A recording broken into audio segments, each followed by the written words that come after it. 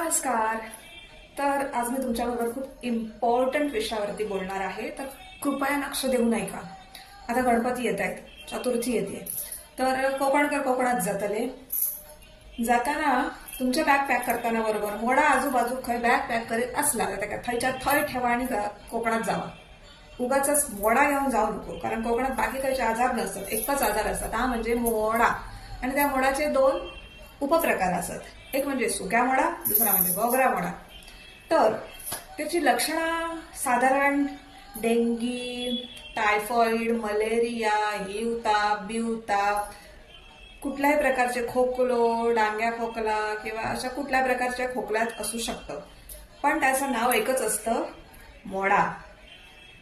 घोगरा मोडा जे म्हणून घोगरा मोडा या प्रकारात मोडला जाणारा प्रकार असतो जो आहे तो म्हणजे माणसाला ताप येतो, सर्दी होते आणि कफयुक्त खोकला येतो, कफ असणारा खोकला.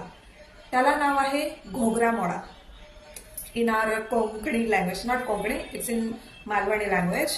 Konkani belongs to Goa.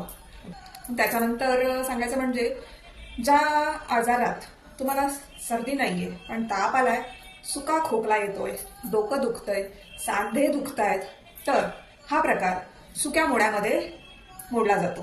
का सुक्या मोडा झाला मग, किंवा तर काहीतरी एक प्रकार असतो विसरलंय, हा मोडाच झाला, मोडवशी झाली, हा मोडा झाला, मग त्याला चिंचेचं सार करून दिलं जातं. माहिती नाही हा प्रकार काय असतो, पण चिंचेचं सार करून दिलं जातं. आणि हमखास गणपतीत म्हणजे ह्या पावसाच्या दिवसांमध्ये हा आजार कोकणात जास्त प्रमाणात आढळतो आणि गणपतीमध्ये त्याचा विस्फोट होतो.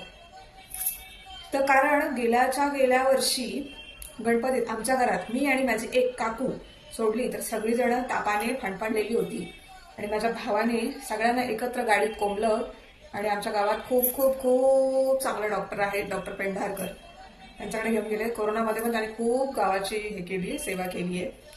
तर त्यांच्याकडे घेऊन जाऊन इंजेक्शन दिले होते, म्हणजे सगळ्यांना बरं वाटलेलं. म्हणजे ह्या वेळी मोडा हा प्रकार जास्त आढळतो, कोकणी आजार.